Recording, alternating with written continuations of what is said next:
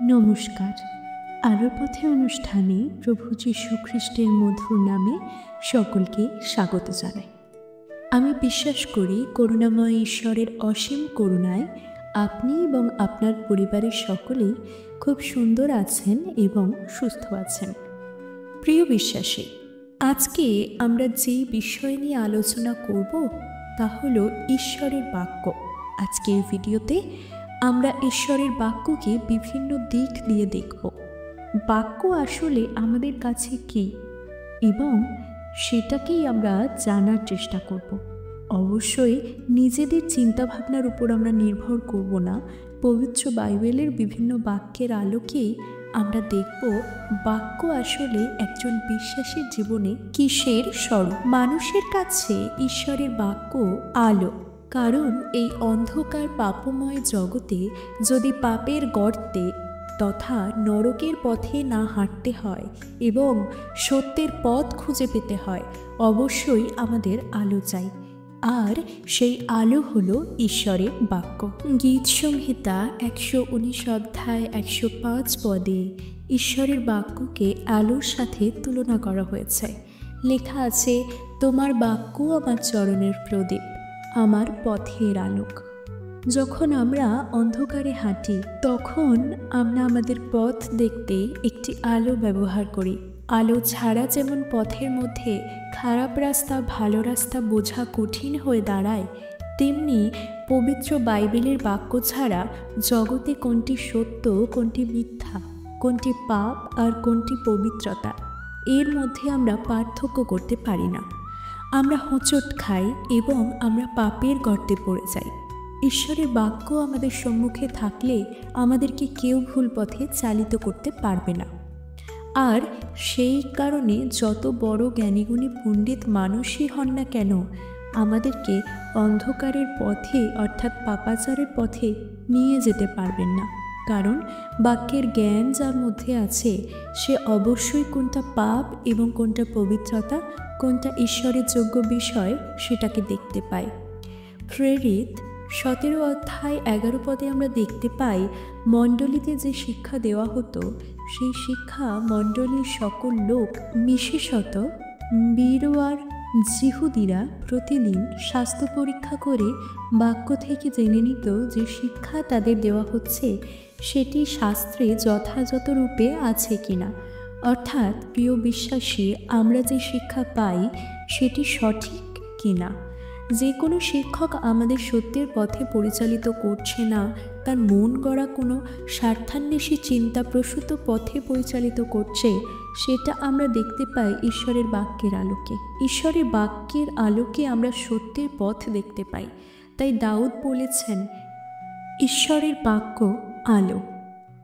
ঈশ্বরের বাক্যকে আয়নার সাথে তুলনা করা যায়।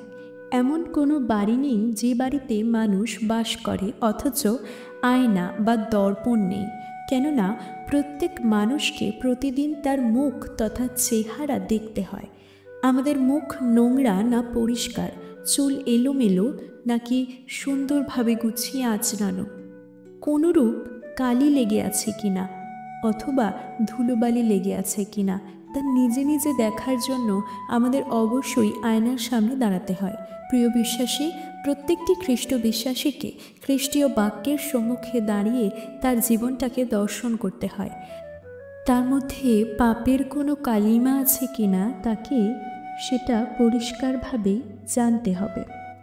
যাকব 1 অধ্যায় 23-24 পদে আমরা দেখতে পাই, কেননা যে কেহ বাক্যের শ্রোতা মাত্র কার্যকরী নয়, সে এমন ব্যক্তির তুল্য যে দর্পণে আপনার স্বাভাবিক মুখ দেখে, কারণ সে আপনাকে দেখিলে আর চলিয়া গেল, আর সে কিরূপ লোক তাহা তখনই ভুলিয়া গেল।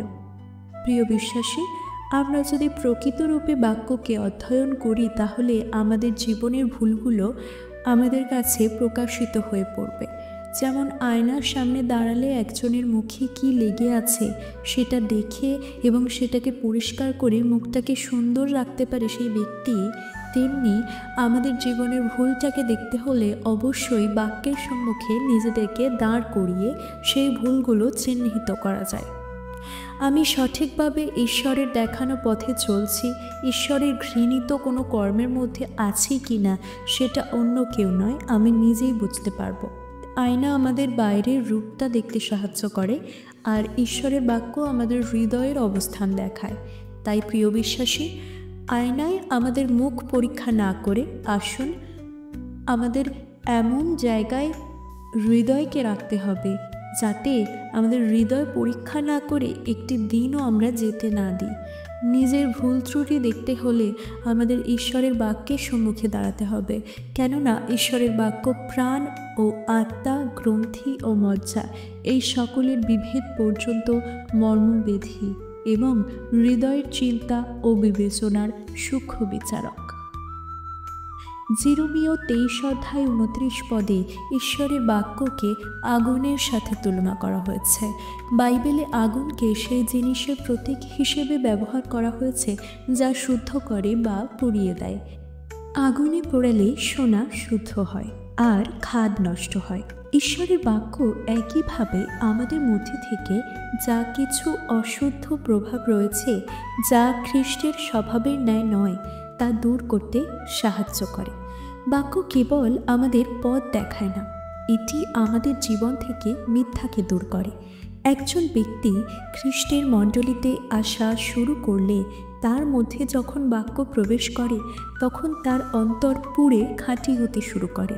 তার জীবন থেকে নেশা, ব্যভিচার, মিথ্যাবাদিতা, পরনিন্দা, পরচর্চা এই ধরনের বহুবিধ ময়লা যা ব্যক্তি জীবনকে কলঙ্কিত এবং ভিন্ন করে রাখে খ্রিস্ট থেকে, সেগুলি দূর হয়ে যায়।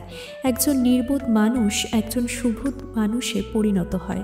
একজন দুশ্চরিত্র লম্পট মানুষ একজন সাদা সিধা সরল ব্যক্তিত্বের অধিকারী মানুষ হয়ে দাঁড়িয়ে থাকে, কারণ বাক্য মানুষের জীবন থেকে সমস্ত ময়লা দূর করতে পারে। কিন্তু এটাও ভয়ানকভাবে সত্য যে একই আগুন সেই ব্যক্তিকে পুড়িয়ে ফেলবে যে বাক্যকে প্রত্যাখ্যান করবে। জিরোমীয় 23:29 ঈশ্বরের বাক্যকে শুধুমাত্র আগুনের সঙ্গে নয়, হাতুড়ির সঙ্গে তুলনা করা হয়েছে। আমাদের জীবনে বিভিন্ন ভুল ধারণা এবং অত্যন্ত নোংরা আচার ব্যবহার পাথরের মতো জমাট বেঁধে থাকে, যেখান থেকে আমরা বেরিয়ে এসে সুন্দর জীবনযাপন করতে পারি না। আমাদের কখনো কখনো মনে হয় আমাদের এই ভুলের মধ্যেই আমাদের মৃত্যুবরণ করতে হবে। প্রিয় বিশ্বাসী, ঈশ্বরের বাক্য এমন একটি হাতুড়ির তুল্য যা আপনার কাছে থাকলে আপনি আপনার জীবনে শয়তানের তুলে দেওয়া সেই ভুলের প্রাচীরকে ভেঙে খণ্ড বিখণ্ড করতে পারেন।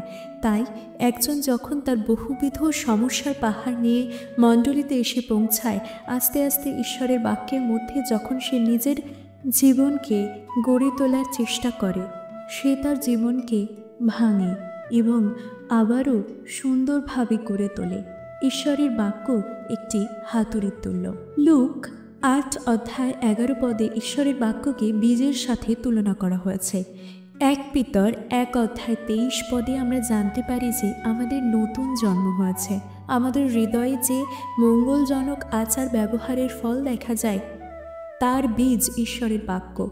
মনের জমিতে ঈশ্বরের বাক্য বোনা হলে আমাদের জীবন বৃক্ষ নব নব ফলে ভরে ওঠে। অর্থাৎ ঈশ্বরের বাক্য রূপ বীজ যখন আমাদের হৃদয়ে রোপণ করা হয় তখন আমাদের মধ্যে আত্মিক ফল ফলতে শুরু করে। আমাদের জীবনে আমরা বেঁচে থাকার স্বাদ পাই এবং এর দ্বারা পরমেশ্বর পিতার আমরা মহিমা দান করতে পারি। গীত সংহিতা 119:103 ঈশ্বরের বাক্যকে খাদ্যের সাথেও তুলনা করা হয়েছে এবং জিরোমীয় 15:16 এবং 1 পিতর 2:2 একই সাদৃশ্য আবারও দেখা যায়। যেহিস্কেল 3:1-4 দেখা যায় সদাপ্রভু একটি বই ওই ভাববাদীকে খেতে বলেছে এবং হজম করতে বলেছে। আসলে এখানে যেহিস্কেল ভাববাদীকে ঈশ্বরের বাক্য গ্রহণ এবং সেই অনুসারে চলা ও কার্য করতে বলা হয়েছে। খাদ্য আমাদের শক্তি দেয়। খাদ্য ছাড়া আমাদের শরীরে শক্তির যোগান থাকে না। শরীরের বৃদ্ধি বিকাশ ব্যাহত হয়। শরীরের রোগ প্রতিরোধ ক্ষমতা কমে যায়। অপুষ্টির কারণে মানুষ অন্যের বিরুদ্ধে কোনোরূপ প্রতিরোধ সৃষ্টি করতে পারে না, উপরন্তু লাঞ্ছিত ও অপমানিত হয়। অনাহার ক্লিষ্ট মানুষকে ছিটকে ফেলার জন্য একটি ছোট ধাক্কাই যথেষ্ট। প্রিয় বিশ্বাসী, ঠিক একইভাবে যে ব্যক্তি ঈশ্বরের বাক্যকে অবহেলা করে, সঠিকভাবে গ্রহণ করে না, সে নিজেকে আত্মিকভাবে দুর্বল করে তোলে এবং ফল প্রলোভনকে প্রতিরোধ করতে অক্ষম হয়। শয়তানের আক্রমণকে প্রতিরোধ করতে সে ব্যর্থ হয়। বাক্য একজন খ্রিস্ট বিশ্বাসীর আত্মিক খাদ্য, যা ঈশ্বর প্রতিটি মানুষকে বিনামূল্যে দিতে চান। ঈশ্বরের বাক্য আমাদের হৃদয়ে সঞ্চিত থাকলে আমরা পাপ না করবার সামর্থ্য পেতে পারি। ঈশ্বরের বাক্যকে শিশিরের সাথে তুলনা করা হয়েছে। শিশির বাইবেলে ঈশ্বরের আশীর্বাদের একটি চিত্র। ঈশ্বর যখন ইসরায়েলকে আশীর্বাদ করেছেন, তখন তাদের শিশির এবং বৃষ্টি দিয়েছেন। একটা কথা আছে, শিশিরে শস্য, বৃষ্টিতে পুষ্ট। শিশির এবং বৃষ্টির অভাবে শস্যহানি ঘটে। সদাপ্রভু ঈশ্বর ইসরায়েল জাতিকে তার বাক্য দিয়ে মোশের নেতৃত্বে মুক্ত করে নতুন দেশ দিতে চেয়েছেন। একজন খ্রিস্ট বিশ্বাসী আত্মায় তরতাজা থাকবে যদি নিয়মিত ঈশ্বরের বাক্য শ্রবণ ও অধ্যয়ন এবং ধ্যান করে। গীত সংহিতা 119 অধ্যায়ের 162 পদে আমরা দেখতে পাই ঈশ্বরের বাক্যকে আরও ক্ষমতার সাথে তুলনা করা হয়েছে। আমি তোমার বচনে আনন্দ করি, যেমন মহালুট পাইলে লোকে করে। অথবা শাস্ত্রের অন্যান্য পদে সোনার সাথে তুলনা করা হয়েছে। ঈশ্বরের বাক্য যদিও জগতের মূল্যবান বস্তুর সঙ্গে অতুলনীয় নয়, কারণ ঈশ্বর তার বাক্যকে সকল কিছু অপেক্ষা মহিমা দিয়েছেন। তা কোনো ক্ষয়নীয় বস্তুর তুল্য হতে পারে না। ঈশ্বরের বাক্য ব্যতীত আর কিছু আপনাকে ধনী করতে পারে না। একজন সত্যিকারের ধনী কোনো কিছুরই অভাব বোধ করে না। জগতের ধনী ব্যক্তি প্রকৃত ধনী নয়, কারণ আমরা যাদেরকে অত্যন্ত ধনী বলে ভাবি তাদের মধ্যে বেশ কয়েকজন দেনার দায়ে দেশ ছেড়ে পালিয়ে গিয়েছে, অথবা তাদের বিষয় সম্পত্তি অন্য কারোর কাছে বন্ধক রাখতে বা বিক্রয় করে দিতে বাধ্য হয়েছে। ঈশ্বরের বাক্য আপনাকে এত ধনী করতে পারে যে আপনি কখনো কল্পনাই করতে পারবেন না। এটি শুধুমাত্র আপনার নিজের প্রয়োজনের জন্য যথেষ্ট নয়, আপনাকে অন্যের চাহিদা মেটাতে সক্ষম হবেন। টাকা পয়সা ধন দৌলত একজনের জীবনে শান্তি এনে দিতে পারে না। একজন মন্দুর হৃদয় মানুষকে একটা ভালো চরিত্রের অধিকারী করে তোলে না, কিন্তু ঈশ্বরের বাক্য একজন মানুষের মধ্যে এই সকল পরিবর্তন এনে দিতে পারে, যা অমূল্য। ইফিসীয় 6 অধ্যায় 17 পদে আমরা দেখতে পাই ঈশ্বরের বাক্যকে আত্মার তলোয়ার বলা হয়েছে। ঈশ্বরের বাক্য দ্বিধার খড়গ অপেক্ষা তীক্ষ্ণ। একজন খ্রিস্ট বিশ্বাসীর জীবনে তাকে সবসময় শয়তানের সাথে যুদ্ধ করে কাটাতে হয়, যার আক্রমণের পদ্ধতি প্রায়শই ঈশ্বরের প্রেম, ঈশ্বরের ন্যায় বিচার, এমনকি ঈশ্বরের প্রতি সন্দেহ সৃষ্টি করে। এই তলোয়ারটি তার পদক্ষেপকে পরাস্ত করতে পারে যদি আমরা এটি ব্যবহার করতে পারি। নিরুৎসাহ শয়তানের একটি অন্যতম অস্ত্র। এটি দিয়ে সে অনেক পরাক্রমশালী ব্যক্তিকে দুর্বল করতে চেয়েছে। মোশে, এলিও এবং জোনা প্রত্যেকের ক্ষেত্রেই আমরা দেখি তারা বিষণ্ণতার মধ্যে চলে গিয়েছিল। ঈশ্বর প্রত্যেককেই বাক্য দ্বারা নিজের বিষণ্ণতা কাটিয়ে উঠতে সাহায্য করেছেন। আপনি এবং আমি নিশ্চিতভাবে নানান কঠিন পরিস্থিতির মধ্যে পড়ে নিরুৎসাহিত হয়ে পড়ি মাঝে মধ্যেই, কেননা আমরা প্রত্যেকেই সুখ দুঃখভোগী মানুষ মাত্র। কিন্তু শুধুমাত্র বাইবেলের বাক্যের দ্বারা আমরা এটিকে কাটিয়ে উঠতে পারি এবং শয়তানের নানাবিধ চাতুরি প্রতিরোধ করে ধার্মিকতার সেই ঢাল তলোয়ার নিয়ে দাঁড়িয়ে থাকতে সক্ষম হই। প্রিয় বিশ্বাসী, আজ এই পর্যন্তই। আসুন প্রার্থনা করি।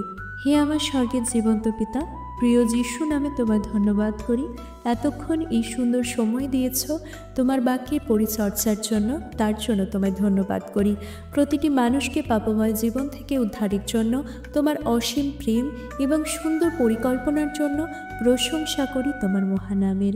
জীবনে চলার পথে তুমি আমাদের সঙ্গে সঙ্গে থাকবে। হে ইমানুয়েল ঈশ্বর, প্রভু, তুমি তোমার বাক্য দ্বারা আমাদেরকে সদা সর্বদা শয়তানের মোকাবিলা করতে সাহায্য করো। তোমার বাক্য আমাদের অন্তরে সর্বদা সঞ্চিত রাখতে আমাদের তোমার পবিত্র আত্মায় সাহায্য করো। আর আমরা যেন শয়তানের দেওয়া কোনো প্রলোভনের ফাঁদে পড়ে পাপ না করি। শয়তানের সমস্ত ফাঁদকে যেন আমরা কাটিয়ে উঠতে পারি। শয়তানের সমস্ত আঘাতকে যেন আমরা প্রতিরোধ করতে পারি। শয়তানের সমস্ত অস্ত্রকে যেন আমরা দ্বিখণ্ডিত করতে পারি তোমার বাক্যের দ্বারা। সেই আশীর্বাদ করো। আমি বিশ্বাস করি আমাদের ছোট্ট প্রার্থনা তুমি শ্রবণ ও গ্রাহ্য করলে। তুমি প্রার্থনা শ্রবণকারী ঈশ্বর, তোমার যিশু নামে চাইলাম, আমিন।